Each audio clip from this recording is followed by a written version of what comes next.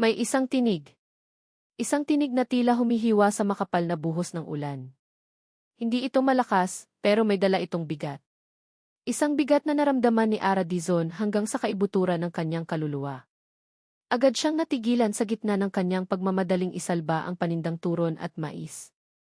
Nabitawan niya ang sipit na hawak at lumikha ito ng matinis na kalansing nang bumagsak sa basang semento.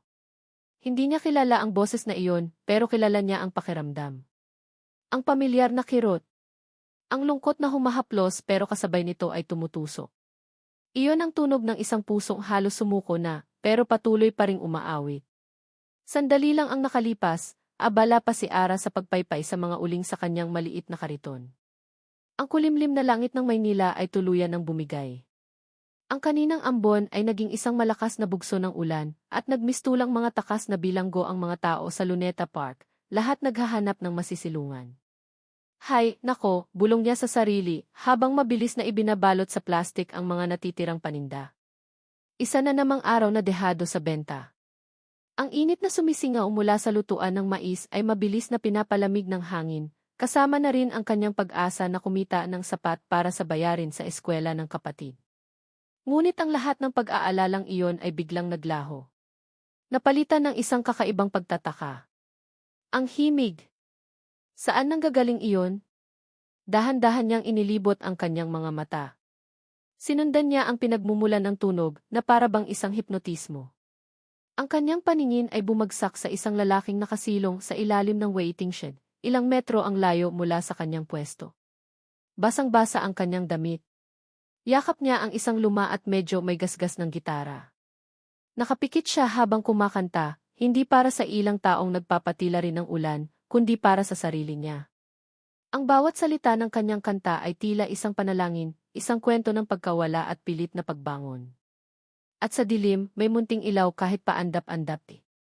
Napahawak si Ara sa kanyang dibdib. Naramdaman niya ang unti-unting paninikip nito.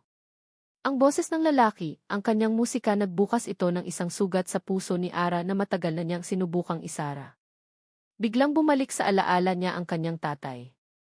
Ang amoy ng lumang kahoy ng gitara nito, ang ngiti sa labi habang tinutugtog ang mga paborito niyang harana, ang pangarap sa mga mata niya na balang araw ay maririnig ng buong Pilipinas ang kanyang mga likha. Isang pangarap na dinurog ng kasakiman at panloloko ng industriya. Isang pangarap na namatay kasama niya. Ikinurap ni Ara ang kanyang mga mata, pilit na iwinawaksi ang pait ng nakaraan. Itinuon niyang muli ang kanyang pansin sa estrangherong umaawit sa gitna ng ulan. Ngayon niya lang napansin ang punit sa lailayan ng pantalon nito, ang luma nitong sapatos na halatang ilang beses ng tinahian, ang kapayatan ng kanyang pangangatawan. Hindi lang siya kumakanta, nagkukwento siya. Isang kwento ng paghihirap. Isang kwento na alam ni Ara. Isang hindi maipaliwanag na puwersa ang nag-udyok sa kanya. May kailangan siyang gawin. Hindi pwedeng ang ganitong talento, ang ganitong kaluluwa, ay basta na lang malunod sa ingay ng syudad at sa patak ng ulan. Dahan-dahan, halos nanginginig, kinuha niya mula sa bulsa ng kanyang apron ang luma niyang cellphone. Bas na kaunting ambon ang screen nito, pero mabilis niya itong pinunasan sa kanyang duster. Nagtago siya sa likod ng kanyang kariton, ayaw niyang makita ng lalaki. Binuksan niya ang camera api. Huminga siya ng malalim. At pinindot niya ang record button. Itinutok niya ang camera sa lalaki. Sa screen ng kanyang cellphone, kitang-kita niya ang bawat panginginig ng labi nito sa bawat salitang binibitawan, ang pagtulo ng tubig ulan mula sa kanyang buhok, ang pagpikit ng kanyang mga mata na tila doon humuhugot ng lakas. Ang tunog ng ulan na pumapatak sa yero ng waiting shed ay naging perpektong saliw sa malungkot ngunit makapangyarihang himig. Nang matapos ang kanta, isang katahimikan ang bumalot sa kanila na para bang pati ang langit ay pansamantalang tumigil sa pag-iyak. Dahan-dahang iminulat ng lalaki ang kanyang mga mata. Yumuko siya ng bahagya, hindi sa ilang taong nakikinig, kundi tila isang pagbibigay galang sa sarili niyang musika. Mabilis na pinatay ni Ara ang pag-record. Naramdaman niya ang pagtibok ng kanyang puso, malakas at mabilis. May hawak siyang isang piraso ng mahika. Isang piraso ng katotohanan. Nang unti-unti nang tumila ang ulan at nagsimula ng maglakad palayo ang mga tao, bumalik si Ara sa pag-aayos ng kanyang mga paninda. Ngunit ang isip niya ay nasa video pa rin na nasa kanyang cellphone. Hindi siya mapakali. Muli niyang binuksan ang cellphone, pinanood ang maikling video. Ganoon pa rin ang epekto. Ang bigat. Ang pag-asa. Binuksan niya ang kanyang social media account, isang account na bihirang-bihira niyang gamitin. Nag-upload siya ng video. Ilang sandali siyang nag-isip kung ano ang ilalagay na caption. Walang salitang kayang maglarawan sa naramdaman niya. Kaya nag-type na lang siya ng isang simpleng pangungusap. Isang dalangin. Sana marinig kayo ng mundo. Pinindot niya ang post. Wala siyang ideya na ang simpleng pagpindot na iyon, ang isang munting hiling na binitiwan niya sa kalawakan ng internet, ay magiging simula ng isang bagyo na mas malakas pa sa ulan na katatapos lamang. Isang bagyo na babago sa buhay niya at sa buhay ng lalaking may hawak ng gitara, magpakailanman. Ang amoy ng ospital. Iyon ang unang pumapasok sa isip ni Marco Reyes sa tuwing gigising siya sa umaga at ang huling alaala bago siya matulog sa gabi. Ang pinaghalong amoy ng antiseptic, gamot at isang hindi maipaliwanag na kalungkutan. Nakaupo siya ngayon sa isang monoblock na silya sa tabi ng kama kung saan mahimbing na natutulog ang kanyang ina. Ang payapang tunog ng heart monitor ang tanging musika sa loob ng silid. Pinagmasdan niya ang mukha ng nanay niya, ang mga guhit na iniwan ng pagod at pag-aalala, ang kapayapaan na tanging sa pagtulog na lang niya nakikita.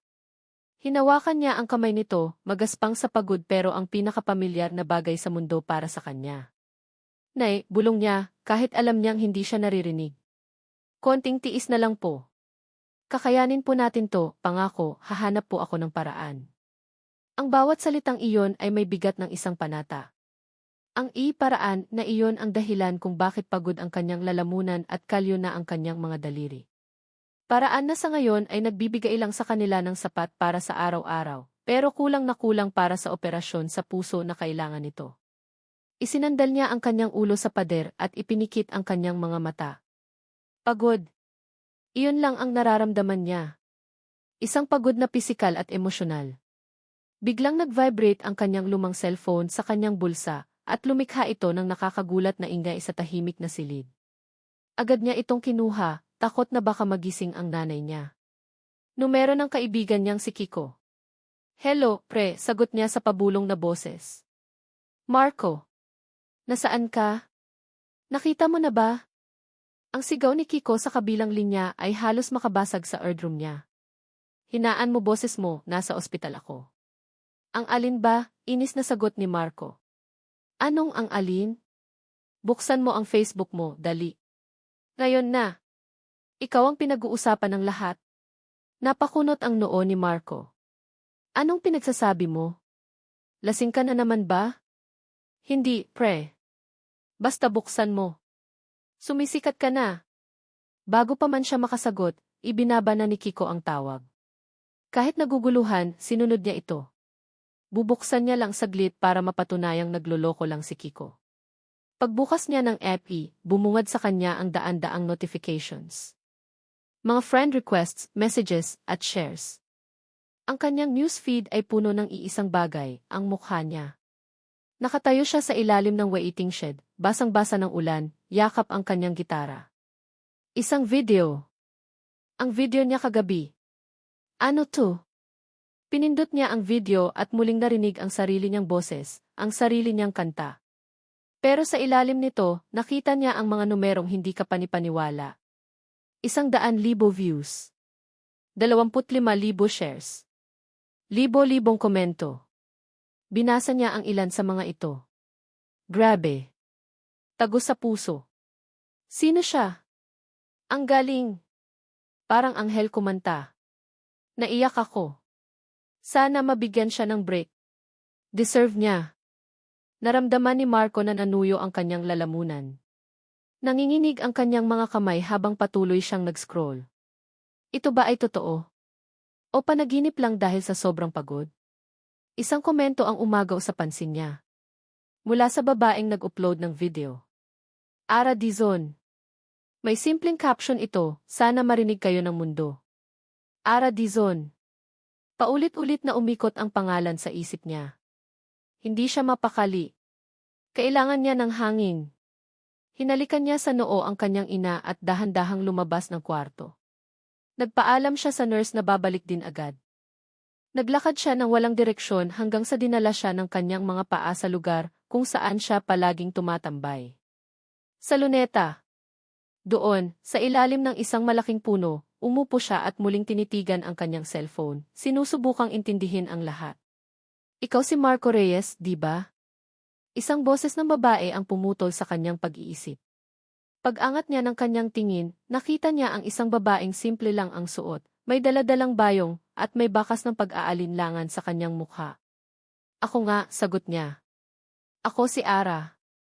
Umiti ito ng bahagya. Ako yung nag-upload ng video mo. Natulala si Marco ng ilang segundo. Siya pala. Ang babaeng may pangalang Ara Dizon. Tumayo siya agad. Ikaw pala. Miss, salamat. Sobrang salamat sa ginawa mo. Hindi ko alam kung paano di. Wala yon, mabilis na sabi ni Ara, tila nahihiya. Magaling ka naman talaga. Narinig ko lang. Dapat lang na marinig ka rin ng iba. Nagkaroon ng ilang segundong katahimikan. Pareho silang hindi alam ang sasabihin. Binasa ko sa mga comments, basag ni Ara sa katahimikan. May sakit daw ang nanay mo.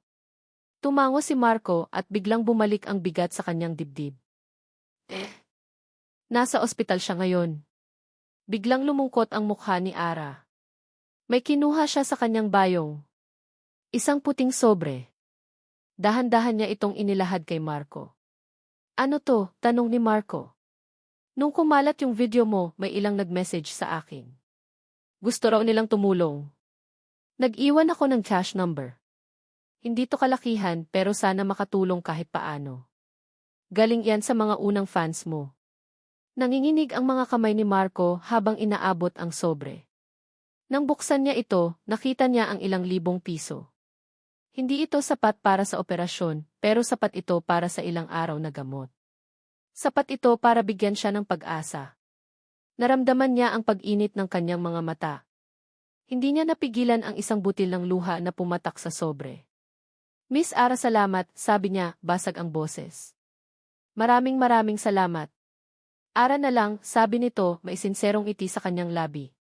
Nang biglang tumunog ang cellphone ni Ara. Excuse me lang, sabi niya at sinagot ang tawag. Hello? Pinunasan ni Marco ang kanyang mga luha, nakikinig sa usapan. Yes, this is she. Opo, ako po. Si Marco Reyes? Opo, kasama ko po siya ngayon. Bakit po? Biglang nanlaki ang mga mata ni Ara habang nakikinig sa kabilang linya. Tumingin siya kay Marco, isang halo ng gulat at pagtataka ang nasa kanyang mukha. Pagkatapos ng ilang sandali, ibinaba niya ang tawag. Tulala pa rin siya. Sino yon? Tanong ni Marco, kinakabahan. Huminga ng malalim si Ara. Taga. Starlight Music Entertainment daw. Natigilan si Marco. Starlight Music.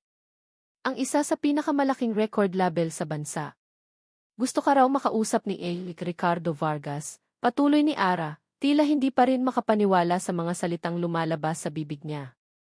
Gusto niyang makilala si Marco Reyes at ang taong nakadiskubre sa'yo. Nagkatinginan sila. Sa mga mata ni Ara, nakita ni Marco ang kaba. Sa mga mata niya, nakita ni Ara ang isang pangarap na biglang nagkaroon ng liwanag. Ang hangin sa paligid nila ay napuno ng isang halo ng nakakakilig na pag-asa at isang hindi maipaliwanag na takot. Para kang pumasok sa ibang mundo. Iyon ang naisip ni Ara habang nakatayo sila ni Marco sa gitna ng lobby ng Starlight Music Entertainment. Ang sahig ay gawa sa kumikinang na itim na marmol na sumasalamin sa mga ilaw na nakasabit sa napakataas na kisam na parang mga bituin. Ang mga pader ay salamin at sa likod ng mga ito ay may mga taong abala. Lahat ay magagara ang suot at mabilis ang lakad, tila bawat segundo nila ay may katumbas na ginto. Napatingin si Ara sa suot niya, isang simpleng blusa at maong na pantalon, ang pinakamatinong damit na nahanap niya sa kanyang aparador. Sa tabi niya, si Marco ay nakasuot ng isang polo shirt na halatang ilang beses nang isinuot. Pakiramdam niya ay isa siyang butil ng alikabok na napadpad sa loob ng isang kahon ng alahas. Ang ganda dito, no, bulong ni Marco, ang boses ay puno ng pagkamangha. Tumango lang si Ara. Maganda nga. Pero may kakaibang lamig ang lugar. Isang lamig na hindi galing sa aircon. Isang babaeng naka-blazer ang lumapit sa kanila. Miss Dizon.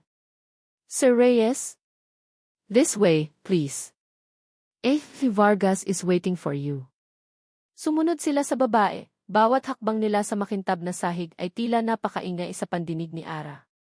Dinaanan nila ang isang pader na puno ng mga naka-frame na litrato ng mga sikat na artista, mga mukhang palagi niyang nakikita sa TV at sa mga billboard. Ngayon, nasa iisang gusali siya kasama nila. Huminto sila sa harap ng isang malaking pinto na gawa sa maitim na kahoy. Kumatok ang babae bago ito buksan. Vargas, they're here. Ang opisina ay mas malaki pa sa buong bahay ni Ara. Isang pader ay gawa sa salamin at tanaw mula rito ang buong syudad ng Makati. Sa gitna ng kwarto ay isang malaking mesa at sa likod nito ay isang lalaking nakatayo, nakatalikod sa kanila at nakatingin sa bintana. Dahan-dahan itong humarap. Si Ricardo Vargas ay nasa mga 50 anyos, may ilang hibla ng puti sa kanyang buhok at nakasuot ng isang mamahaling suit. Ang kanyang ngiti ay perpekto, isang ngiti na tila pinraktis ng libo-libong beses sa harap ng salamin. Reyes. Miss Dizon. Welcome to Starlight Music. Ang boses niya ay malumanay pero may otoridad. Lumapit ito at kinamayan si Marco. I've seen your video, son. Watched it maybe 20 times. You don't just have a voice. You have a soul in that voice. A very rare gift.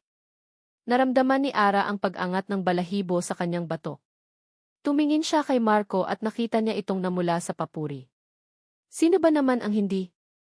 Ang isang makapangyarihang tao na tulad ni si Vargas ay pinupuri ang kanyang talento. Sumunod na humarap sa kanya si Vargas. And you must be Ara Dizon. The woman with the golden eye, or in this case, the golden phone camera. Ngumiti ito. You have a good instinct, young lady. You saw what others failed to see. Salamat po, sir, nautal na sagot ni Ara, hindi alam kung paano tatanggapin ang papuri. Pakiramdam niya ay sinusuri siya ng mga mata ni si Vargas, hindi bilang isang tao, kundi bilang isang bagay na kailangang pag-aralan. Please, have a seat, sabi nito, iginagawad ang kamay sa dalawang magagarang upuan sa harap ng kanyang mesa. Umupo sila. Si Marco ay hindi mapakali sa kanyang upuan, ang mga mata ay puno ng pag-asa.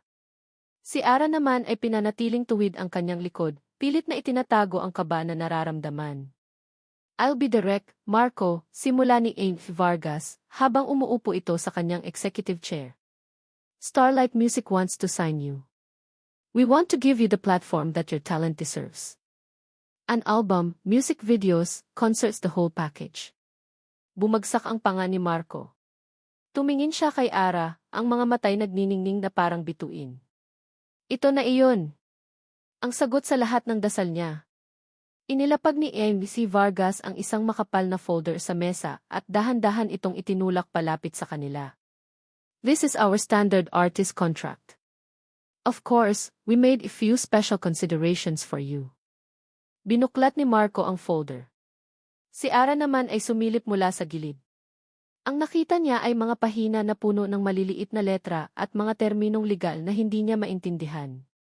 Pero may isang bagay siyang naintindihan. Ang mga numero. Isang malaking halaga para sa signing bonus. Isang condo unit. Isang buwan ng allowance. At ang pangako ng isang album sa loob ng 6 na buwan. Ito ay isang pangarap na nakasulat sa papel. This signing bonus, sabi ni Vargas, na tila nababasa ang kanilang isip, should be more than enough to cover your mother's hospital bills and her surgery. We can even transfer her to one of the best private hospitals in the country. Today. Right now. Iyon ang mga salitang tumatak sa isip ni Marco. Today. Right now. Ang katapusan ng kanyang mga pag-aalala. Ang kaligtasan ng kanyang ina. Pero habang nakatingin si Ara sa nakangiting mukha ni si Vargas, may isang pamilyar na pakiramdam ang gumapang sa kanyang dibdib. Isang malamig na anino. Ang ngiting iyon ang mga matatamis na pangakong iyon. Lahat ng kanta mo sa akin na. Mayaman ka na, di ba? Ano pang reklamo mo? Ang mga salita ng producer na nanloko sa kanyang ama ay biglang umalinggaw sa kanyang isipan. Isang alaala na pilit niyang ibinabaon. Napailing siya ng bahagya para iwaksi ito. Hindi, iba ito. Iba si Vargas. Isa siyang respetadong tao. May tanong ka ba, Miss Dizon? Tanong ni Envy si Vargas, napansin yata ang kanyang reaksyon. You seem troubled. Wala po, sir, mabilis niyang sagot. Nabigla lang po ako sa lahat. Ang bait niyo po kay Marco. Ngumiti si Vargas. Starlight Music takes care of its family. And we want Marco to be a part of our family. Tumingin si Marco kay Ara. Ang kanyang mga mata ay nagmamakaawa, nagsusumamo. Ang lahat ng gusto niya, ang lahat ng kailangan niya, ay nasa kontratang iyon. Isang pirma na lang ang layo. Paano niya sasabihin kay Ara ang pag-aalinlangan niya na wala namang konkretong basehan? Paano niya sisirain ang pangarap nito? We just want to help him, dagdag ni Inv Vargas. Just like what you did, Ara. Pareho lang tayo ng gusto. Ang marinig siya ng mundo. Ang mga salitang iyon ay tumama kay Ara. Pareho lang tayo ng gusto.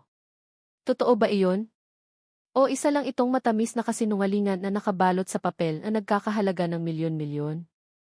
Kinuha ni si Vargas ang isang mamahaling pluma mula sa kanyang mesa at inilapag ito sa ibabaw ng kontrata.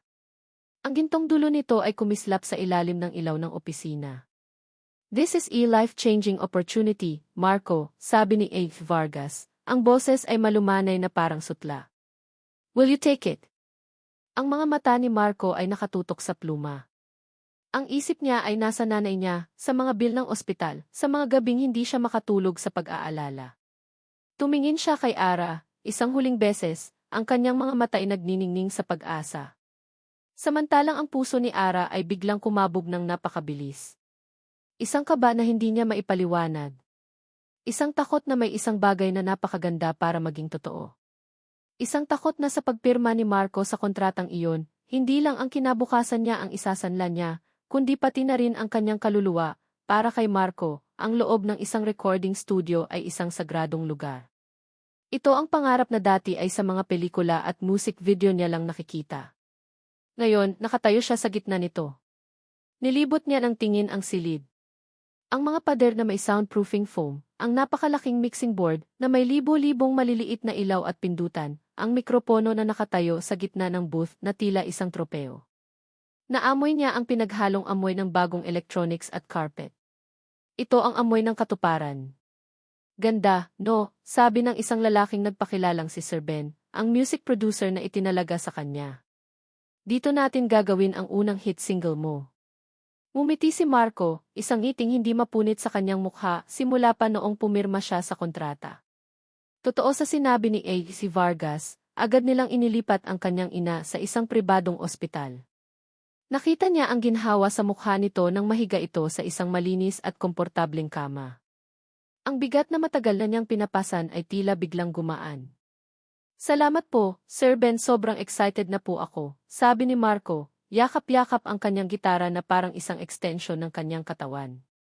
Sa isang sulok ng control room, nakaupo si Ara. Tahimik lang siyang nanonood, may daladalang bote ng tubig para kay Marco. Sinubukan niyang maging masaya para sa kanya, pero hindi pa rin maalis ang kaba sa dibdib niya. Alright, Marco. Anong dala mo para sa amin? Tanong ni Sir Ben, habang sumandal sa kanyang upuan. Huminga ng malalim si Marco. Ito po yung kanta na kinanta ko sa video. Andap-andap po ang title. Okay, sige. Let's hear it, see. Pumasok si Marco sa recording booth, isinuot ang headphones, at humarap sa mikropono. Sa kabilang buhay na salamin, nakita niya si Ara nang umiti at nag-thumbs up sa kanya. Humugot siya ng lakas mula doon. At nagsimula siyang kumanta. Ang bawat salita, ang bawat nota, ay galing sa kanyang puso. Ito ang kanta ng kanyang buhay, ng kanyang mga paghihirap, at ng kanyang munting pag-asa. Nang matapos siya, isang sandaling katahimikan ang namayani. Alam niyang naibigay niya ang lahat.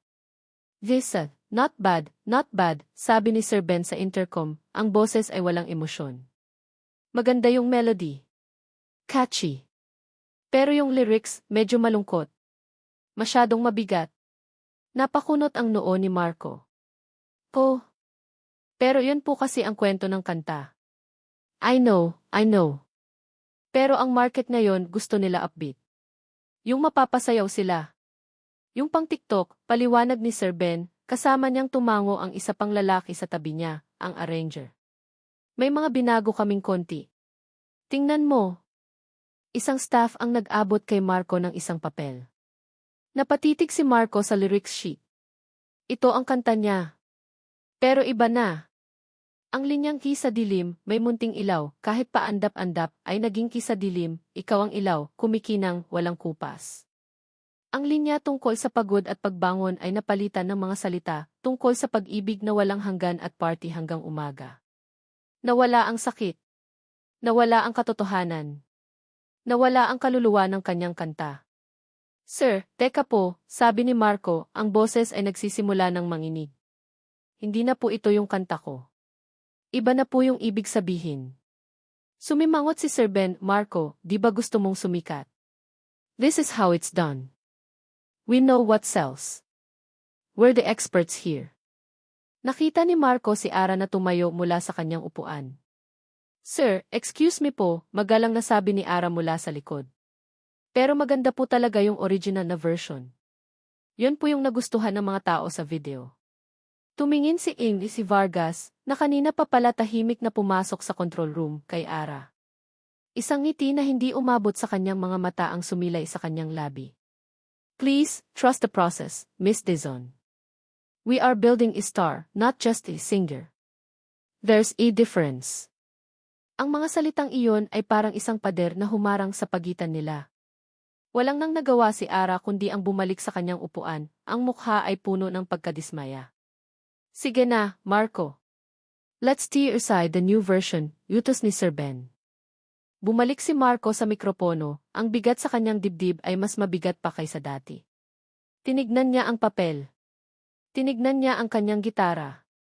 Pagkatapos ng session, isang sobre ang iniabot sa kanya ng staff. Your first allowance, Sir Marco. Binuksan niya ito. Isang malaking halaga. Sapat na para sa isang buwan na hindi niya kailangang mamalimos sa kalsada. Isang pakiramdam ng ginhawa at kasalanan ang naghalo sa kanyang dibdib. Ginhawa dahil sa pera. Kasalanan dahil sa paraan kung paano niya ito nakuha. Pumasok siya ulit sa booth. Sinubukan niyang kantahin ang binagong bersyon. Ang boses na lumabas sa bibig niya ay sa kanya, pero ang mga salita ay hindi. Ang himig ay pamilyar, pero ang damdamin ay banyaga. Pakiramdam niya ay nagsusuot siya ng damit na hindi sa kanya. Pakiramdam niya ay umaawit siya tungkol sa buhay ng ibang tao. Habang kumakanta, napatingin siya kay Ara sa kabilang panig ng salamin. Nakayuko ito, hindi nakatingin sa kanya. At sa sandaling iyon, naramdaman ni Marco na hindi lang ang kanta niya ang unti-unting nawawala. Pati na rin ang sarili niya. Biglang nag-vibrate ang kanyang cellphone. Isang tawag mula sa ospital. Kinabahan siya. Hello? Ang boses ng doktor sa kabilang linya ay seryoso.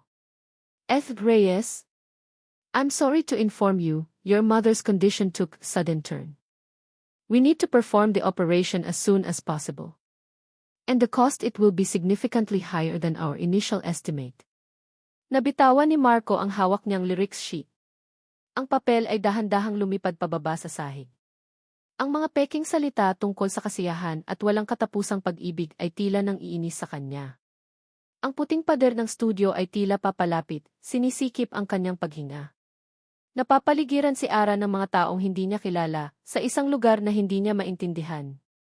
Nakatayo siya sa likurang bahagi ng isang maliit na function hall, sa likod ng mga kamera at mga reporter na may dalang mga malalaking mikropono.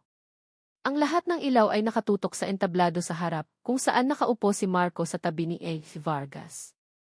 Ito ang kanyang unang press conference. Marco, ano ang pakiramdam na mula sa pagkanta sa kalsada, ngayon ay isa ka ng starlight music artist, tanong ng isang reporter. Pinanood ni Ara si Marco habang inaabot nito ang mikropono. Ang suot nitong damit ay galing sa isang sikat na designer. Ang buhok niya ay maayos ang gupit. Ang ngiti niya ay mas malapad, pero para kay Ara, tila hindi ito umabot sa kanyang mga mata. Siyempre po, sobrang saya at overwhelming, sagot ni Marco, ang boses ay medyo kabado. Ginamit niya ang mga salitang itinuro sa kanya ng publicist. Isang panaginip po na nagkatotoo. Hindi na ito ang Marco na nakita niyang kumakanta sa ulan. Hindi na ito ang Marco na naiyak nang tanggapin ang sobre ng tulong. Ito ay si Marco Reyes, ang produkto. At si Ara, sa likod ng lahat, ay pakiramdam niya ay isa lang anino. Yan si Vargas, tawag ng isa pang reporter. May balita kami na may malaking sorpresa kayo para sa debut single ni Marco. Umiti si Vargas, ang ngiting pangnegosyo. That's right. Para mas maging espesyal ang paglulunsad kay Marco, he will be doing a special collaboration with none other than our Starlight Queen. Isabel Bel Gonzalez. Isang kolektibong hininga ng pagkasorpresa ang pumuno sa silid. Nagkaroon ng bulungan. At mula sa gilid ng entablado, lumabas ang isang babae. Si Isabel Gonzalez ay parang isang diyosa na bumaba mula sa langit. Ang kanyang mahabang buhok ay alon-alon. Ang kanyang damit ay kumikinang sa bawat galaw. Ang kanyang ngiti ay nakakasilaw. Siya ang pinakasikat na bituin sa Starlight Music, ang mukha na nasa bawat magazine at billboard. Agad na tumayo si Marco. Lumapit si Belle, hinalikan siya sa pisngi, at pagkatapos ay magiliw na ipinulupot ang kanyang braso sa braso ni Marco. Ang mga kamera ay nag-flash na parang kidlat. Sunod-sunod. Walang tigil. Naramdaman ni Ara ang isang kirot sa kanyang tiyan. Hindi niya alam kung ito ay selos o pag-aalala. Siguro pareho. Pinanood niya kung paano tila naging komportable si Marco sa tabi ni Belle. Pinanood niya kung paano sila nagtatawanan na parang matagal na silang magkakilala. Pinanood niya kung paano siya, si Ara, ay unti-unting naging invisible. Pagkatapos ng presscon, nagkaroon ng isang maliit na salo-salo. Sinubukan ni Ara na lumapit kay Marco para lang kumustahin siya, para tanungin kung okay lang ba siya. Pero sa bawat paghakbang niya, may humihila kay Marco palayo, isang D-executive, isang radio EV, isang sikat na vlogger. Naiwan siyang mag-isa sa isang sulok, hawak ang isang baso ng orange juice na hindi niya naman iniinom. Ikaw si Ara, di ba? Napalingon siya. Si Isabel Gonzalez. Nakatayo sa harap niya, hawak ang isang baso ng champagne. Oo po, nauutal na sagot ni Ara. Mumiti si Belle, isang ngiting hindi niya mabasa. I heard about you. Ang galing ng ginawa mo. You discovered him. Salamat po, Ma'am Belle. Belle na lang. Sumimsim ito sa kanyang inumin, ang mga mata ay sinusuri si Ara mula ulo hanggang paa. Alam mo, marami nang dumaan na katulad ni Marco dito sa industriya. Mabilis sumikat, mabilis ding mawala. This world it's not simple. It eats people like him alive. Hindi alam ni Ara kung ito ay isang payo o isang babala. Mabait si Marco. Malakas siya. Tumawa ng bahagya si Belle, isang tawang walang saya. Lahat sila mabait at malakas sa simula. Let's see. Anyway, I just wanted to say hi. I have to go, kailangan pa naming mag-bonding ni Marco for the cameras. Kinindatan siya ni Belle bago ito tumalikod at muling lumapit kay Marco, na ngayon ay napapaligiran na ng mga tao. Muli nitong ipinulupot ang braso kay Marco, at sabay silang umiti para sa isang selfie, kasama ang isang kilalang host. Pakiramdam ni Ara ay nasusuka siya. Umuwi siyang mag-isa. Pagdating sa bahay, binuksan niya ang kanyang cellphone. Ang social media ay puno ng balita tungkol sa presscon. Ang mga litrato ni Marco at Belle ay nasa lahat ng dako. Ang mga headline ay mapanukso. Ang bagong music royalty. Marco Reyes at Belle Gonzalez, may chemistry. Mula sa kalsada, papunta sa puso ni Belle. Ang pagtatambal na abangan, Marbel. Walang sinuman ang bumanggit sa babaeng nagvideo sa kanya sa ilalim ng ulan. Walang sinuman ang nakakaalam sa kwento sa likod ng kamera. Biglang nag-vibrate ang cellphone niya. Isang text message. Mula kay Marco. Bumilis ang tibok ng puso niya. Siguro magpapaliwanag siya. Siguro hihingi siya ng tawad. Binuksan niya ang mensahe. Sorry, Ara. Sobrang busy lang. Bukas na tayo usap. Iyon lang. Napayuko si Ara. Tinitigan niya ang screen ng kanyang cellphone. Ang mga salita ay tila lumalabo dahil sa mga luhang nagsisimula ng mamuo sa kanyang mga mata. Naramdaman niya ang isang pader na itinatayo sa pagitan nila. Isang pader na gawa sa kasikatan, pera, at sa nakakasilaw ng ngiti ng isang bituin na nagngangalang Bele. Isang pader na hindi niya alam kung paano o wasakin.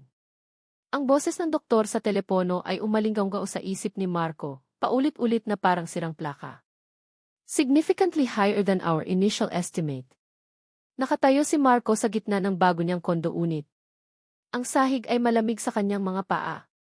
Ang mga kasangkapan ay moderno at mamahalin. Ang tanawin mula sa bintana ay isang dagat ng mga ilaw. Ito ang pangarap ng maraming tao. Pero para sa kanya ngayon, ito ay isang kulungan. Isang magandang kulungan. Sinubukan niyang tawagan si Ara. Ilang beses. Pero hindi niya ito sinasagot. Baka tulog na.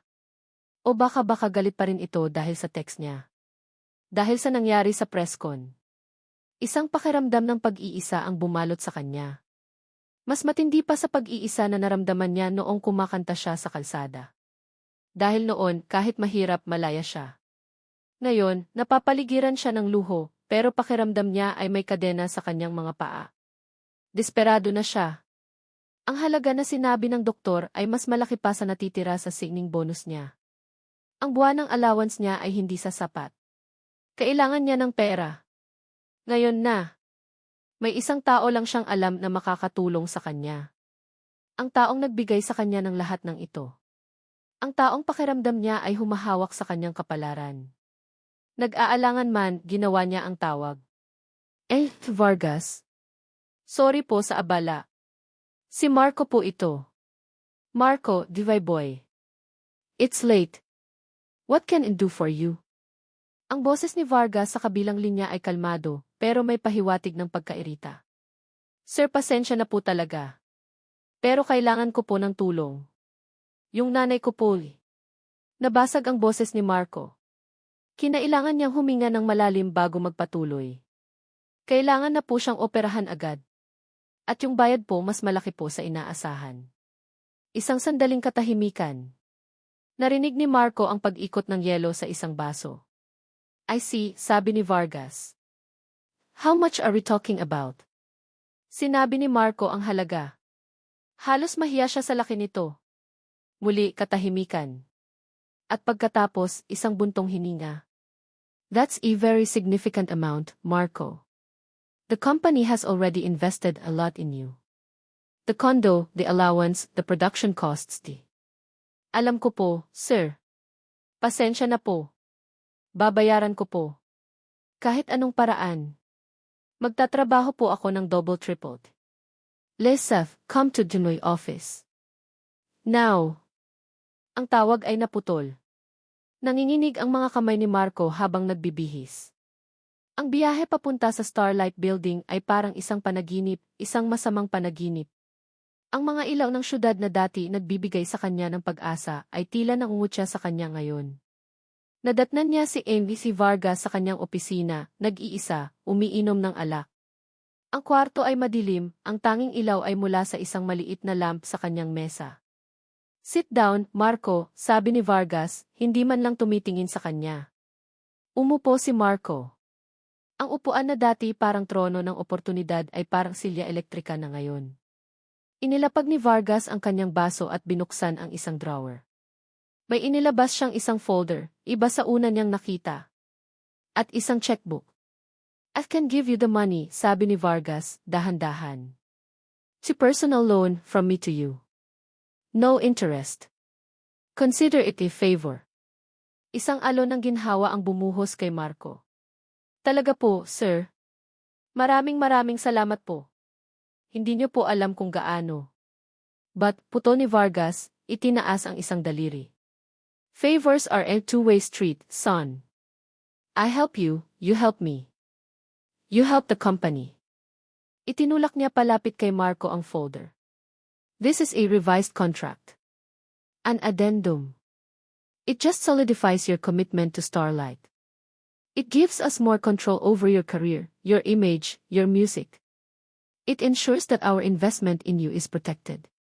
Binuksan ni Marco ang folder. Ang mga salita ay mas komplikado pa kaysa sa una. Pero naintindihan niya ang diwa nito. All compositions, lyrics, and melodies created by the artist during the term of this contract shall be the sole and exclusive property of the company. The company shall have the final and absolute right of approval on all of the artist's public appearances, endorsements, and personal branding. Ito ay isang pagbebenta. Hindi lang ng kanyang musika, kundi ng kanyang buong pagkatao. Ang bawat salita sa papel ay isang rehas na bakal na unti-unting ikukulong ang kanyang kaluluwa. Sir, parang isinusuko ko na po ang lahat sa inyo, nanginginig na sabi ni Marco. Sumandal si Vargas sa kanyang upuan, ang mga daliri ay magkasalikop sa ibabaw ng kanyang mesa. Ang kanyang mukha ay nasa dilim, pero nakita ni Marco ang kislap sa kanyang mga mata. Lahat ba, Marco? O ang isang bagay na hindi mo naman talaga pag-aari sa simula pa lang? Your talent? It's a raw material. We are the factory that turns it into a product. It's product that can save your mother's life. Ang mga salitang iyon ay tumama kay Marco na parang isang malakas na sampal. Masakit. Pero totoo. Ano nga ba ang silbi ng talento niya kung mamamatay ang nanay niya? Ano ang silbi ng kaluluwa sa kanyang mga kanta kung mawawala ang kaluluwa na nagbigay buhay sa kanya? Naisip niya si Ara. Ano kaya ang sasabihin ni Ara kung makikita niya ito? Siguradong sasabihin niyang huwag. Sasabihin niyang may iba pang paraan. Pero mayroon pa ba? This is business, Marco, patuloy ni Vargas, ang boses ay malamig at mapangakit. You need something from me. I need security for an investment. It's a fair trade. Your mother's life in exchange for your absolute loyalty. Think about it, is the really choice. Sa tabi ng kontrata, kinuha ni Vargas ang kanyang pluma at sinimulang sulatan ang isang tseke. Ang bawat letra na isinusulat niya ay tila isang tunog ng martilyo na pumupukpok sa huling pako ng kabaong ng kalayaan ni Marco. Nang matapos, itinulak niya ang tseke palapit kay Marco. Ang halaga na nakasulat doon ay sapat para sa operasyon at may sobra pa. Ang tseke at ang kontrata. Ang kaligtasan ng kanyang ina at ang kanyang pagkaalipin. Napapikit si Marco. Sa dilim ng kanyang isipan, nakita niya ang mukha ng kanyang ina na nakangiti. At pagkatapos, nakita niya ang mukha ni Ara, puno ng pag-asa noong una silang magkita sa parke. Patawarin mo ako, Ara. Idinilat niya ang kanyang mga mata. Ang kanyang pag-aalinlangan ay napalitan ng isang mapait na determinasyon. Kinuha niya ang pluma. Ang kamay niya ay nanginginig, hindi dahil sa takot, kundi dahil sa bigat ng desisyon na gagawin niya. Inilapit niya ang dulo ng pluma sa papel. At sa isang mabilis, halos marahas na galaw, isinulat niya ang kanyang pangalan sa linya sa ilalim ng kontrata. Marco Reyes. Kinuha niya ang tseke at itiniklop ito. Hindi niya tinitignan si Vargas. Tumayo siya. Salamat po, sir, sabi niya, ang boses ay walang buhay. Of course, son, sagot ni Vargas. At sa unang pagkakataon, narinig ni Marco ang hindi maitatagong tagumpay sa boses nito. We're family, remember? We take care of our own. Tumalikod si Marco at naglakad palabas ng opisina. Bawat hakbang ay parang may pabigat na 1 toneladang bakal. Hindi niya narinig ang pagsara ng pinto sa kanyang likuran. Hindi niya naramdaman ang malamig na hangin sa lobby. Ang tanging nararamdaman niya ay ang piraso ng papel sa kanyang bulsa, ang tseke na parang sunog na uling na pumapaso sa kanyang balat. Nang makalabas siya ng gusali, sumalubong sa kanya ang malamig na hangin ng gabi. Huminga siya ng malalim, pero ang hangin ay tila hindi umabot sa kanyang mga baga. Pakiramdam niya ay nalulunod siya sa tuyong lupa. Agad siyang pumara ng taxi at nagpahatid sa ospital. Sa buong biyahe, wala siyang ibang tinitignan kundi ang kanyang refleksyon sa bintana. Isang estranghero ang nakatingin pabalik sa kanya, isang estrangherong may mga matang walang kislap, isang estrangherong mukhang pagod at talunan. Pagdating sa ospital, diretso siya sa billing section. Inilabas niya ang tseke. Ang babae sa counter ay nanlaki ang mga mata nang makita ang halaga. "Ide-deposit ko po ito para sa pasyente na si Eliana Reyes," sabi ni Marco, ang boses ay mekanikal. Habang pinoproseso ng babae ang tseke, naramdaman ni Marco ang isang uri ng maisakit na ginhawa. Tapos na. Ligtas na ang nanay niya. Naglakad siya papunta sa banyo. Huminto siya sa harap ng salamin. Tinitigan niya ang kanyang sarili. Ang lalaki sa salamin ay ang lalaking nagbenta ng kanyang kaluluwa. Ang lalaking nagsinungaling hindi lang sa mundo, kundi sa taong unang naniwala sa kanya. Paano ko to sasabihin kay Ara? Biglang pumasok sa isip niya ang isang nakakatakot na ideya. Hindi. Hindi niya kailangang malaman. Ito ay isang sikreto na dadalhin niya sa libingan. Itatago niya ito para protektahan siya. Para hindi siya masaktan. Para hindi siya madismaya. Ito ang magiging parusa niya sa sarili.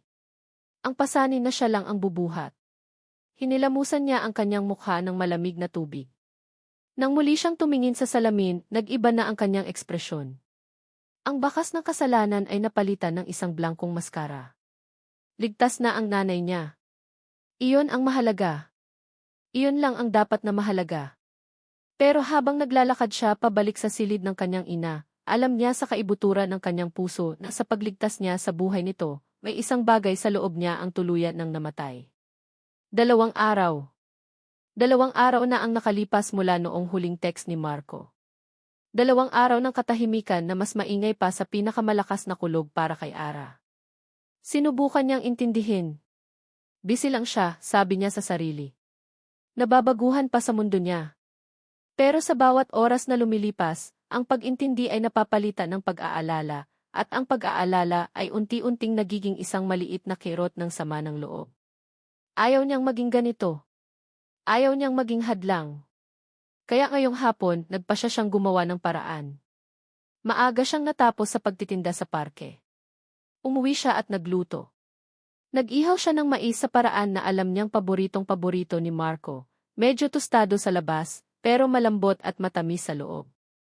Ang amoy nito ay nagpapaalala sa kanya ng mga simpleng araw, bago pa dumating ang Starlight Music, bago pa ang mga press conference at si Bel Gonzales. Saan ka pupunta, ate? Tanong ng kapatid niyang si Benok habang nagbabalot siya ng mainit pang mais sa dahon ng saging. Dadalawin ko lang si Marco, sagot ni Ara, pilit na pinapasigla ang kanyang boses. Para matikman niya ulit to, baka nami-miss na niya. May pag-aalinlangan sa mga mata ni Benok, pero tumango na lang ito.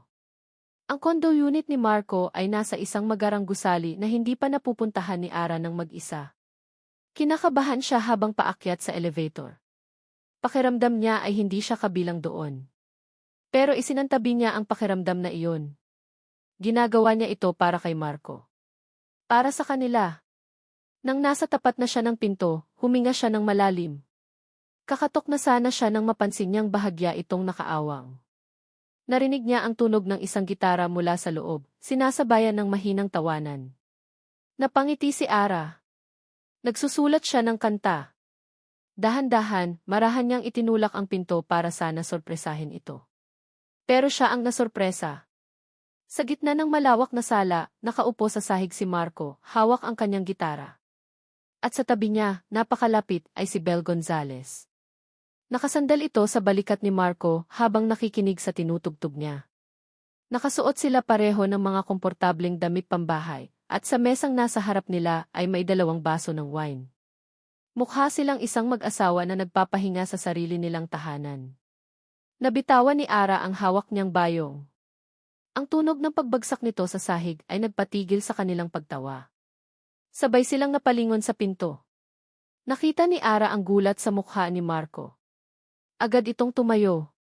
Si Bella naman ay nanatili lang na nakaupo, tinaasan siya ng kilay na tila ba nagtatanong kung sino ang istorbo. Ara, di. Sabi ni Marco, ang boses ay puno ng pagkalito. Anong ginagawa mo dito?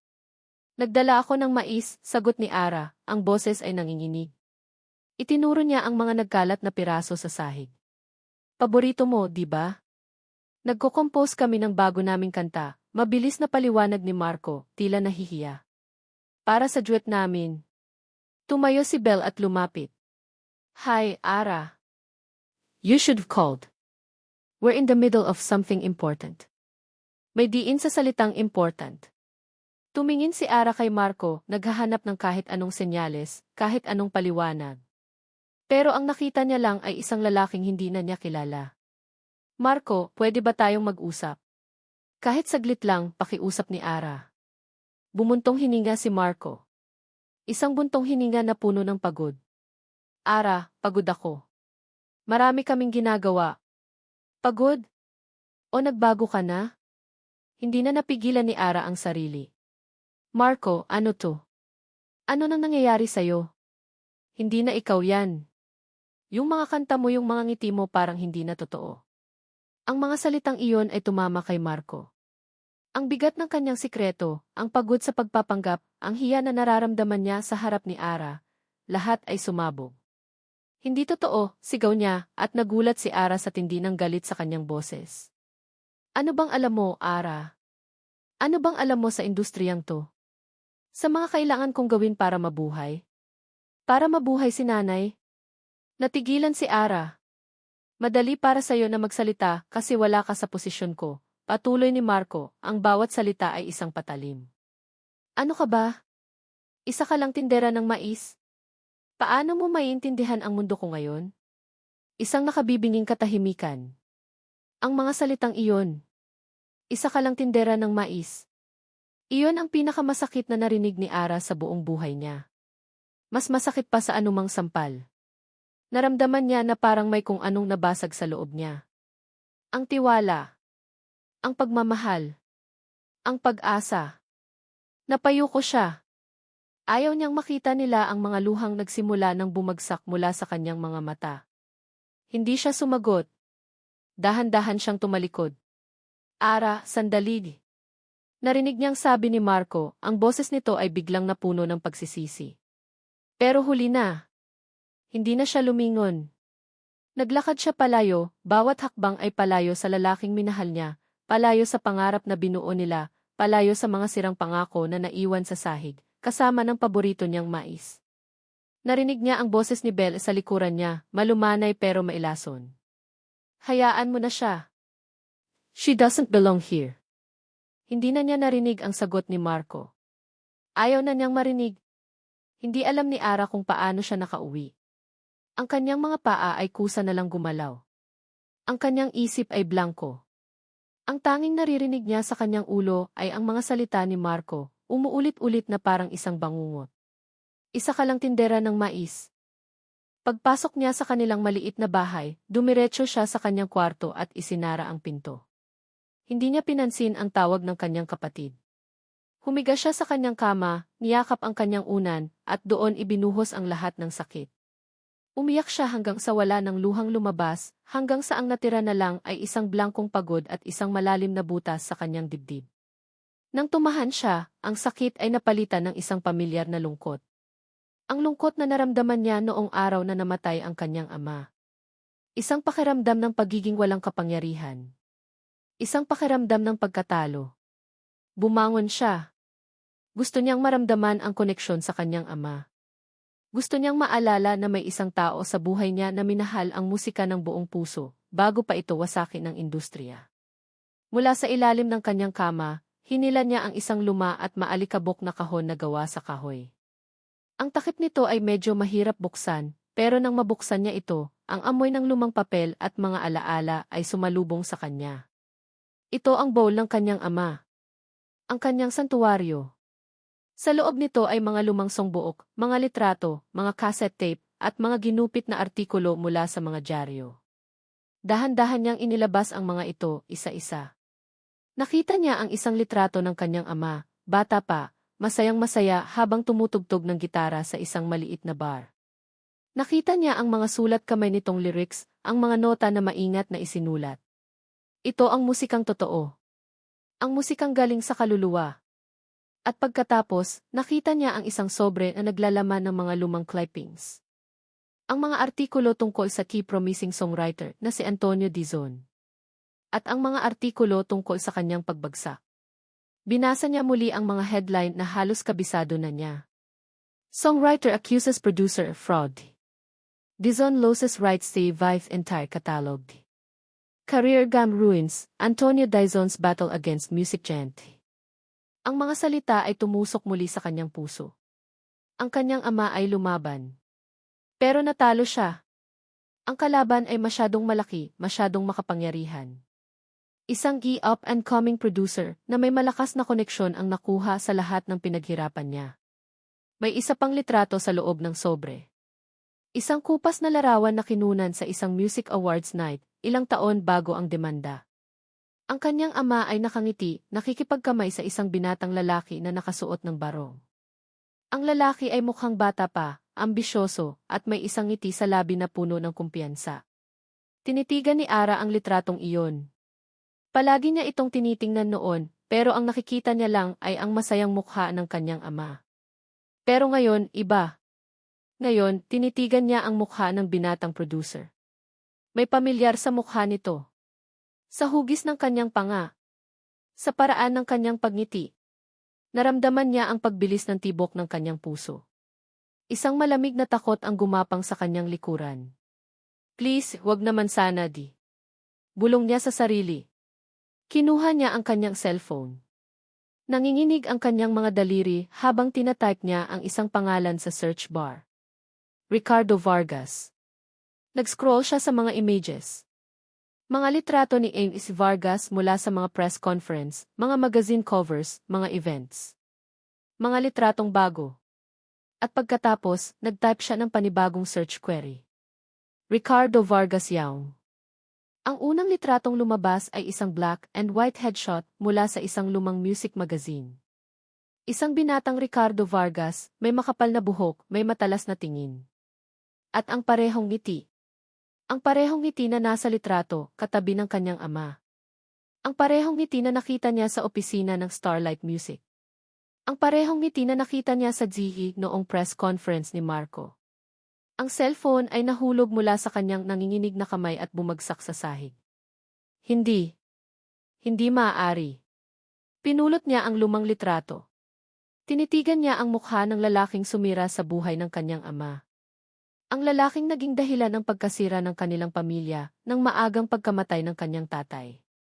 At pagkatapos ay tinitigan niya ang kawalan, ang mga piraso ng puzzle ay nag-ugnay-ugnay sa kanyang isipan sa isang nakakakilabot na paraan. Ang pag-aalala na naramdaman niya sa unang pagkikita nila. Ang pamilyar na lamig sa boses nito. Ang matatamis nitong salita na may nakatagong lason. Hindi ito nagkataon lang. Ito ay isang multo mula sa nakaraan na bumalik para muling manira ng buhay. At sa pagkakataong ito, hindi lang ang buhay niya ang nakataya, kundi pati na rin ang buhay ng lalaking minahal niya. Napahawak si Ara sa kanyang bibig, pinipigilan ang isang sigaw ng pangingilabot at galit. Isang pangalan ang paulit-ulit na namutawi sa kanyang mga labi, isang pangalan na ngayon ay simbolo na ng pinakamatinding kasamaan na kilala niya. Ricardo Vargas. Ang mga salitang binitiwan niya ay bumalik para multuhin si Marco. Isa ka lang tindera ng mais. Hindi siya nakatulog buong gabi. Ang pagsisisi ay parang asido na unti-unting tumutunaw sa kanya mula sa loob. Sa bawat pagpikit niya, nakikita niya ang mukha ni Ara, ang gulat, ang sakit, at ang tuluyang pagkawala ng liwanag sa mga mata nito bago ito tumalikod. Paano niya nagawang sabihin iyon? Sa lahat ng tao, kay Ara pa. Ang babaeng naniwala sa kanya noong wala pa siyang kahit ano. Ang babaeng nagbigay sa kanya ng pag-asa sa gitna ng ulan. Kinabukasan, hindi na niya natiis. Kailangan niyang humingi ng tawad. Kailangan niyang subukang ayusin ang lahat, kahit hindi niya alam kung paano. Nagpaalam siya sa kanyang road manager na masama ang pakiramdam niya.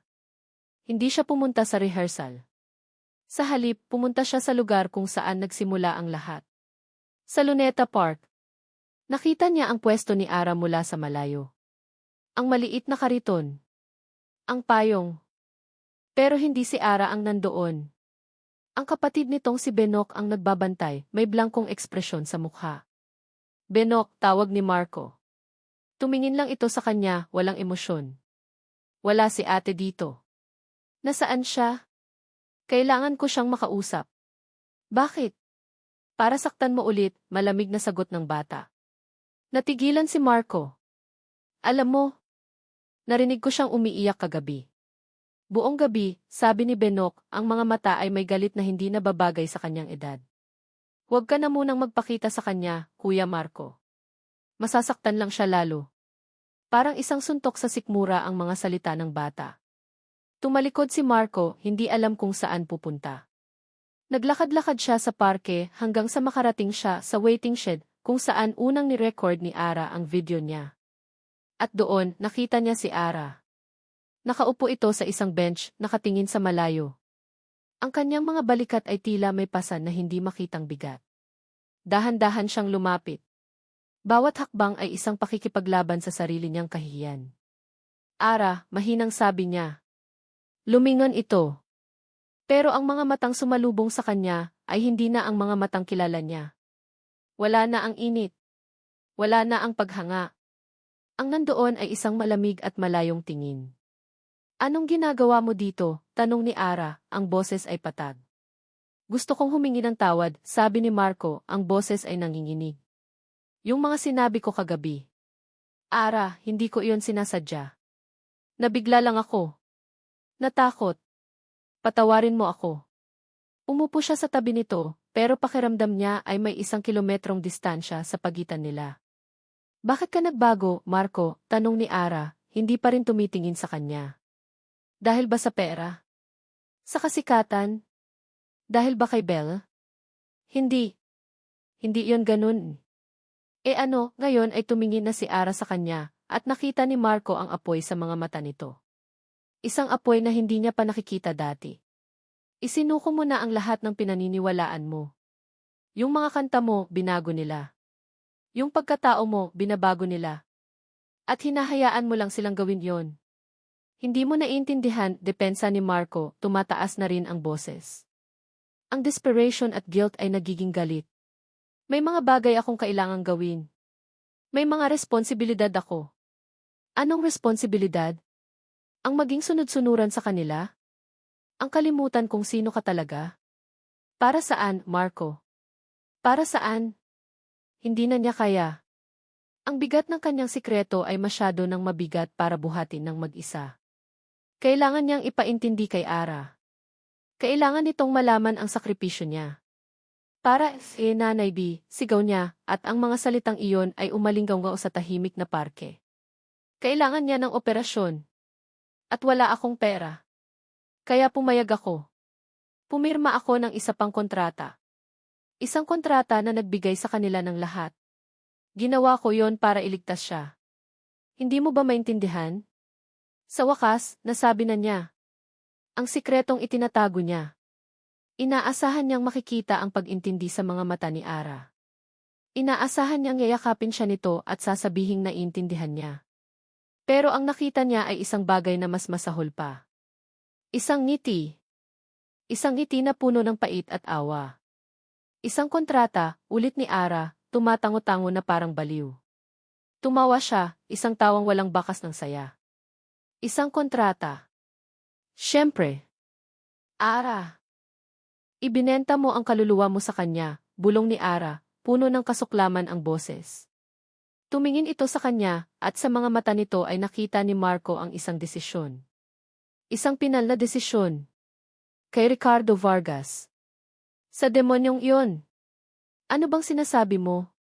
Pero hindi na siya pinansin ni Ara. Tumayo ito. Tapos na tayo, Marco, sabi niya, ang boses ay malamig na parang yelo. Lahat ng ito tapos na. Tumalikod si Ara at nagsimulang maglakad palayo. Ara, sandali. Mag-usap tayo, sigaw ni Marco, sinusubukang habulin siya. Pero hindi na ito lumingon. Nagpatuloy lang ito sa paglakad, papalayo ng papalayo, hanggang sa maging isa na lang siyang maliit na tuldok sa kanyang paningin. Naiwan si Marco na mag-isa. Ang bigat ng kanyang sikreto ay nawala, pero napalitan ito ng isang mas nakakawasak na katotohanan. Ang pagtatangkang ipaintindi ang kanyang sakripisyo ang mismong naging dahilan ng pagkawala ng lahat. Sa pagligtas niya sa kanyang ina, nawala niya ang babaeng unang nagligtas sa kanya. Napaluhod si Marco sa damuhan. Ang lakas ay biglang nawala sa kanyang mga tuhod. Ang parke na dati isimbolo ng kanyang mga pangarap ay naging sementeryo ng kanyang puso. Wala na si Ara. Wala na ang kanyang musika. Wala nang natira sa kanya. Lahat ay nawala. Ilang araw na lumipas na para bang isang mahabang gabi para kay Ara. Ang galit, ang sakit, ang pakiramdam ng pagkakanulo. Ang lahat ng iyon ay parang isang laso na kumalat sa buong sistema niya, pinaparalisa siya. Hindi siya nagtinda. Nagkukulong lang siya sa kanyang kwarto, nakatitig sa kisami, habang ang mga alaala, ang pagkanta ni Marco sa ulan, ang panloloko kay tatay, ang ngiti ni Ricardo Vargas, ay paulit-ulit na naglalaro sa kanyang isipan. Pero isang umaga, nagbago ang lahat. Nagising siya sa sinag ng araw na tumatama sa kanyang mukha. Tumingin siya sa lumang litrato ng kanyang ama na nakapatong sa kanyang mesa. Nakangiti ito, yakap ang gitara. Sa tabi nito ay ang bowl ng mga alaala. Biglang isang realisasyon ang tumama sa kanya. Ano ang gagawin ni tatay kung siya ang nasa sitwasyon ko? Alam niya ang sagot. Lalaban siya. Hindi siya hahayaang manalo ang kadiliman. Hindi siya hahayaang may isa na namang buhay ang sirain ng parehong tao. Ang kalungkutan na bumabalot sa kanya ay biglang nag-apoy. Ang sakit ay naging determinasyon. Ang mga luha niya ay natuyo at napalitan ng isang matigas na resolusyon. Hindi niya ito ginagawa para kay Marco, ang lalaking nanakit sa kanya. Ginagawa niya ito para kay Marco, ang mang-aawit na may kaluluwa na una niyang narinig sa ulan. Ginagawa niya ito para sa kanyang ama. Ginagawa niya ito para sa lahat ng artistang nilamon ng sistema. Bumangon siya mula sa kama. Mayroon siyang lakas na hindi niya naramdaman noon. Binuksan niya ang kanyang laptop, isang lumang modelo na bigay pa ng tiyahin niya. Binuksan niya ang kanyang social media account. Nakita niya ang libo-libong komento at mensahe sa orihinal na video ni Marco, mga mensaheng hindi niya pinansin sa mga nakalipas na araw. Sana hindi siya magbago. Ang ganda ng boses niya, sana wag siyang kainin ng showbiz. Nasaan na siya? Bakit hindi na siya nagpo-post? Ang mga taong ito. Sila ang unang naniwala. Sila ang kanyang magiging sandata. Gumawa siya ng isang blog page. Ang pangalan, ang tunog ng katotohanan. Nagsimula siyang mag-type. Ang kanyang mga daliri ay mabilis na gumagalaw sa keyboard. Ikinuwento niya ang lahat. Hindi ang tungkol sa kanyang ama, hindi pa iyon ang tamang panahon. Ikinuwento niya ang tungkol kay Marco. Ikinuwento niya ang isang lalaki na kumakanta sa ulan para may pambili ng gamot para sa ina. Ikinuwento niya ang isang musikero na ang bawat salita ng kanta ay may bigat ng katotohanan. Ikinuwento niya kung paano ang musikang iyon ay unti-unting binabago, ginagawang isang produktong walang kaluluwa para lang ibenta. Hindi niya binanggit ang Starlight Music o si Ricardo Vargas. Gumamit siya ng mga pangkalahatang termino, isang malaking kumpanya, isang makapangyarihang producer. Pero alam niyang maiintindihan ng mga tao. Sa dulo ng kanyang post, ini-upload niya muli ang orihinal na video. Ang video na puro walang halong kaplastikan. At naglagay siya ng isang simpleng hashtag, #tunogkatotohanan. Pagkatapos, pinindot niya ang publish. Ilang minuto ang lumipas. Walang nangyari. Nagsimula siyang kabahan. Baka wala lang itong silbi. Pero pagkatapos, may isang nag-share. Tapos isa pa. Tapos 10. 100. Ang mga taong unang nagmahal sa musika ni Marco ay nagsimulang magsalita. Mabilis nilang pinagtagpi-tagpi ang mga kwento. Ang biglang pagbabago sa tunog ni Marco. Ang duet kay Bel Gonzalez. Ang mga peking ngiti sa presscon. Ang hashtag ay nagsimulang umugong. #tunogkatotohanan. Pumasok ang kapatid niyang si Benok sa kwarto. May dala itong isang lumang notebook. Ate, sabi nito. Nakita ko to sa bowl ni tatay. Baka makatulong. Kinuha ito ni Ara. Isang journal. Ang journal ng kanyang ama. Binuklat niya ito. Sa bawat pahina ay ang detalyadong kwento ng kanyang ama, ang mga pag-uusap nila ng producer, ang mga pangakong napako, ang mga kasinungalingan. Nakasulat doon ang bawat detalye ng panlolokong ginawa sa kanya. Niyakap ni Ara ang journal. Ito ang ebidensya. Ito ang bala na kailangan niya. Habang binabasa niya ang journal, nag-vibrate ang kanyang cellphone. Isang mensahe mula sa isang hindi pamilyar na account. Isang verified account. Binuksan niya ito. Nanlaki ang kanyang mga mata. Ang mensahe ay mula kay Isabel Bel Gonzalez. Iisa lang ang laman ng mensahe. Maikli pero mabigat. I saw your blog. I know what he did to you and what he's doing to Marco. What he did to all of us. F can help. Let's meet. Napatingin si Ara sa screen, hindi makapaniwala. Ang babaeng inakala niyang kaaway ay maaaring maging pinakamalakas niyang kakampi. Ang laban na inakala niyang siya lang ang nag-iisa ay biglang nagkaroon ng isa pang sundalo. Ang tunog ng katotohanan ay nagsisimula ng lumakas. At malapit na itong maging isang sigaw na iayanig sa buong industriya. Ang ingay sa backstage ay nakakabingi. Mga sigaw ng stage crew, ang tunog ng mga instrumentong tinitimpla, ang malakas na kabog ng sarili niyang puso. Nakatayo si Marco sa harap ng isang salamin, nakasuot ng isang kumikinang na puting jacket na mas mahal pa yata sa bahay nila Ara. Pakiramdam niya ay isa siyang manika, isang puppet na hinihintay lang hilahin ang mga tali. Ito na ang gabi. Ang kanyang album launch. Ang gabi kung saan ipapakilala siya sa buong mundo bilang ang bagong bituin ng Starlight Music. Pero sa loob-loob niya, pakiramdam niya ito ang kanyang libing. 5 minutes, Marco, sigaw ng stage manager. Hindi siya sumagot. Tinitigan niya lang ang kanyang refleksyon. Ang mga mata niya ay walang buhay. Ang ngiti niya ay isang maskara. Sa mga nakalipas na araw, sinubukan niyang hanapin si Ara. Pero hindi na niya ito makontak. Ang blog nito, ang #tunog katotohanan, nakita niya ang lahat. At sa bawat post, lalong bumibigat ang kasalanan sa kanyang dibdib. Tama si Ara. Ibinenta niya ang kanyang kaluluwa. Biglang may humawak sa kanyang braso. Si Belle. Nakasuot ito ng isang napakagandang itim na bestida, pero ang mga mata niya ay seryoso. Walang bakas ng pagiging Starlight Queen. Marco, bulong nito, inililibot ang tingin para siguraduhing walang nakikinig. May ibibigay ako sa'yo. May inabot si Belle na isang maliit na VXP flash drive. Nandyan ang lahat. Kopya ng kontrata mo, ang kontrata ko, ang kontrata ng mga artistang nauna sa atin. Mga audio recording ng mga pag-uusap namin ni Vargas. Lahat ng ebidensya ng pangingikil at panloloko niya. Natigilan si Marco. Tinitigan niya ang FSP pagkatapos ay si Belle. Bakit mo to ginagawa? Isang mapait na ngiti ang sumilay sa labi ni Belle. Dahil pagod na akong maging manika niya. At dahil nakita ko ang sarili ko sa'yo, noong nagsisimula pa lang ako. Bago niya ako sinira. Tumingin ito ng diretso sa kanyang mga mata. May pag-asa ka pa, Marco. Huwag mong hayaang sirain kanya tulad ng ginawa niya sa amin. Tinapik ni Belle ang kanyang balikat. Nasa sayo na kung anong gagawin mo dyan. Good luck. At umalis na ito. Naiwan si Marco na hawak ang ETH. Ang piraso ng plastik na iyon ay parang mas mabigat pa sa buong mundo. 1 minute, Marco. Get ready. Oras na. Ray. Nakatutok si Ara sa screen ng kanyang laptop.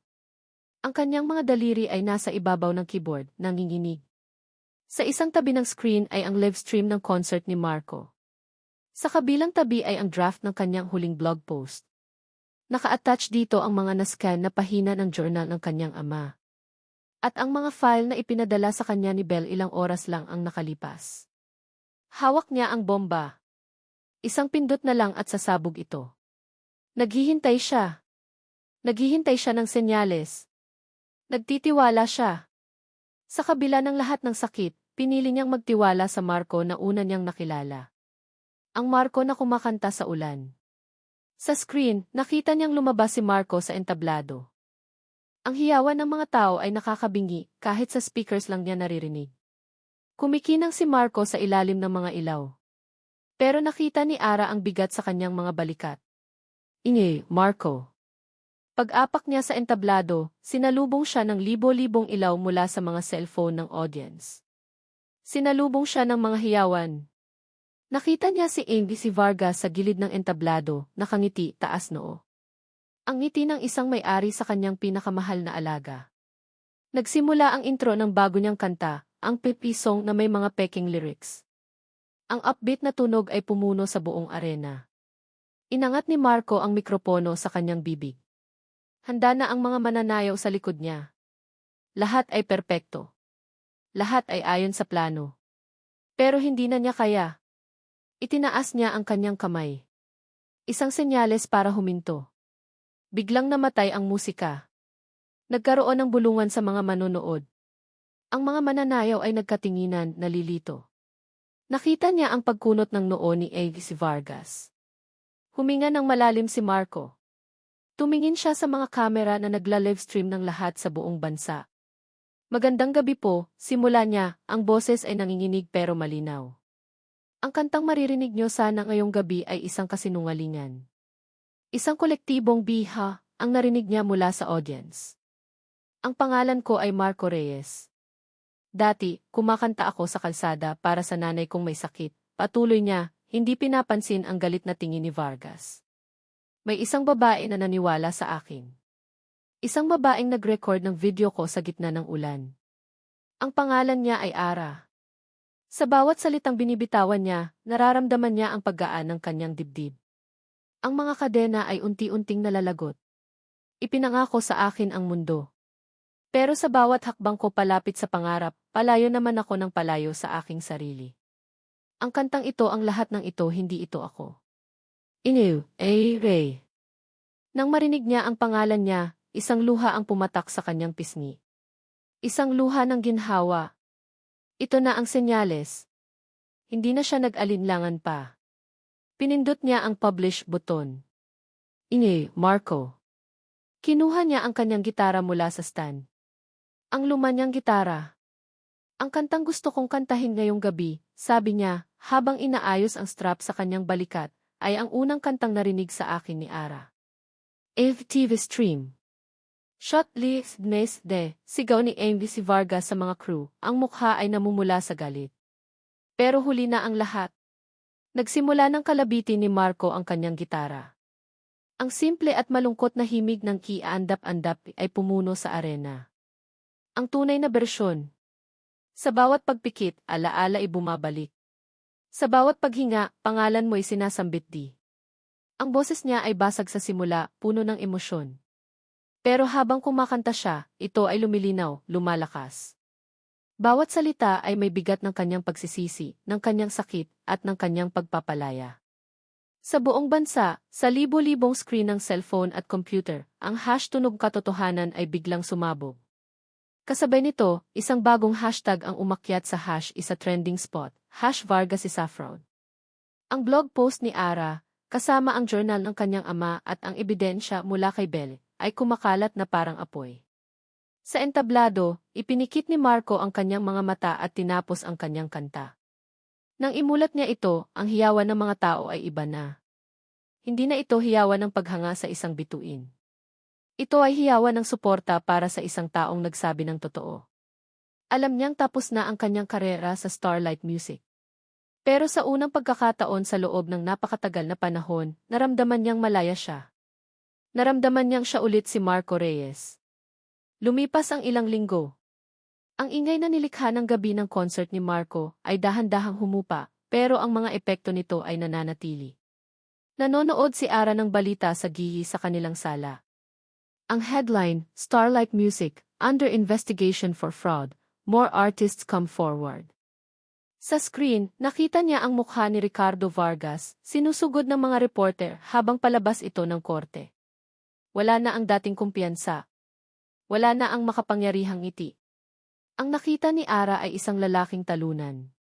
Sa wakas, pagkatapos ng maraming taon, nakuha ng kanyang ama ang hustisya. Isang pakiramdam ng kapayapaan ang bumalot kay Ara. Isang bigat na matagal na niyang pasan ang tuluyan ng nawala. Ate, may bisita ka, sabi ni Benok mula sa pinto. Napalingon si Ara. At doon, nakatayo si Marco. Nakasuot siya ng simpleng t-shirt at maong, ang parehong damit na suot niya noong una silang magkita. Wala na ang mamahaling relo, ang mga designer na sapatos. Wala na ang bigat ng kasikatan sa kanyang mga balikat.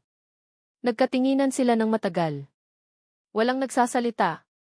Tulungan na kita dyan, sabi ni Marco, ang boses ay mahina. Lumapit siya sa kariton ni Ara sa labas ng kanilang bahay, at nagsimulang ayusin ang mga uling. Ginawa niya ito na para bang iyon ang pinakanatural na bagay sa mundo. Sumunod si Ara sa labas. Umupo siya sa isang maliit na bangko. Pinanood niya si Marco. Hindi ka na dapat nag-aabala, sabi ni Ara. Huminto si Marco at humarap sa kanya. May utang ako sa'yo. Utang na hindi ko kayang bayaran. Wala kang utang sa akin, Marco. Meron, sabi niya. Sinira ko ang tiwala mo. Isang katahimikan ang namagitan sa kanila, pero hindi na ito ang katahimikang puno ng sakit. Ito ay isang katahimikang naghihintay. Nawala sa akin ang lahat, Ara, sabi ni Marco. Ang kontrata, ang kondo, ang pera. Lahat. Tumingin ito sa kanya ng diretsyo, at sa unang pagkakataon, nakita muli ni Ara ang lalaking nakilala niya sa parke. Nawala sa akin ang lahat para lang mahanap ko ulit ang sarili ko. Tumayo si Ara at lumapit sa kanya. Kung ganoon, hindi ka nawalan. Nanalo ka. Naglakad sila papunta sa parke, sa paborito nilang lugar, at umupo sa bench kung saan naganap ang huli nilang masakit na pag-uusap. Patawad, sabi ni Marco, ang boses ay basag. Sa lahat ng sakit na binigay ko sa'yo. Patawarin mo ako. Matagal na kitang pinatawad, Marco, sagot ni Ara, at sa pagkakataong ito, siya naman ang umabot sa kamay nito. At kailangan mo ring patawarin ang sarili mo. Niyakap ni Marco ang kamay ni Ara na parang isang taong nalulunod na nakakapit sa isang salbabida. Magsisimula ako ulit. Sa umpisa. Magsisimula tayo, pagtatama ni Ara, isang maliit na ngiti ang sumilay sa kanyang labi. Nang magkasama. Kinabukasan, magkasama silang dumalaw sa ospital. Ang nanay ni Marco ay gising na at nakangiti. Malayo na sa panganib. Nang makita nito si Ara na kasama ni Marco, isang ngiti ng pag-intindi at pasasalamat ang ibinigay nito sa dalaga. Alagaan mo ang anak ko, Hija, sabi ng matanda. At alagaan niyo ang isa't isa. Opo, tita. Pangako po, sagot ni Ara. Ilang araw ang lumipas. Maghapon na naman sa Luneta Park. Pero ngayon, hindi lang si Ara ang nag-iisa sa kanyang pwesto. Katabi niya si Marco, tinutulungan siyang magpaypay ng mais at mag-abot ng sukli. Pagkatapos ng maghapon, umupo sila sa damuhan tulad ng dati. Kinuha ni Marco ang luma niyang gitara. May bago akong kanta, sabi niya. Nagsimula siyang tumugtog. Isang himig na simple pero puno ng pag-asa. Ang mga salita ay tungkol sa pagpapatawad. Tungkol sa pangalawang pagkakataon. Tungkol sa paghahanap ng daan pabalik sa sarili, pabalik sa tahanan. Habang kumakanta si Marco, ang boses niya ay malaya, walang halong pagpapanggap, walang bigat. Ito ang tunog ng katotohanan.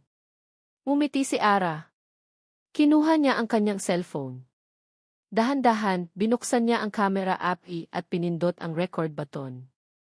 Pero sa pagkakataong ito, hindi niya ito ginagawa para marinig siya ng mundo. Ginagawa niya ito para sa kanila. Habang ang araw ay dahan-dahang lumulubog sa Manila Bay, ang video ng isang lalaki at isang babae na may isang gitara sa gitna nila ay tahimik na na-upload sa internet. Walang magarbong produksyon, walang marketing team, walang malaking kumpanya sa likod nito. Ang title, ang ating bagong simula. Ang video ay nagsimula sa 0 views. Pagkatapos ng ilang minuto, naging 1. Tapos 10. 100. Sa ilalim ng comment section, isang mensahe ang unang lumitaw. Welcome back, Marco. Welcome back, tunog ng katotohanan. Hindi nila kailangan ang isang malaking entablado para marinig. Hindi nila kailangan ang mga kumikinang na ilaw para makita. Ang kailangan lang nila ay ang isa't isa. At ang isang kantang totoo. Isang simula. Maliit, simple, pero sa wakas, tunay na sa kanila. At dito nagtatapos ang kwento ni Ara at Marco. Mga minamahal kong tagapakinig at mga kaibigan sa kwentuhan. Mula sa kaibuturan ng aking puso, maraming salamat sa inyong walang sawang pagsubaybay at pagsama sa paglalakbay ni Ara at Marco.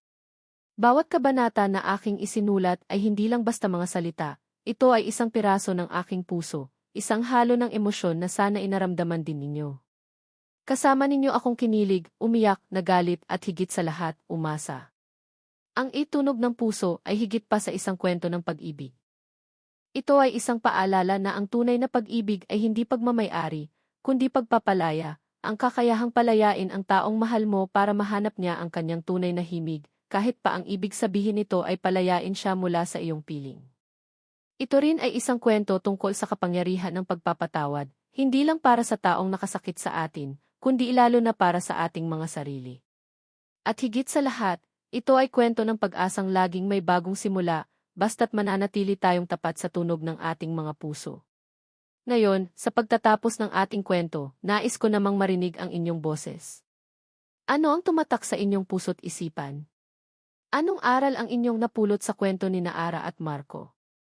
Mangyaring iwanan ninyo ang inyong mga saloobin sa comment section sa ibaba. Ang bawat komento ninyo ay musika sa aking pandinig. Hanggang sa ating muling pagkikwento.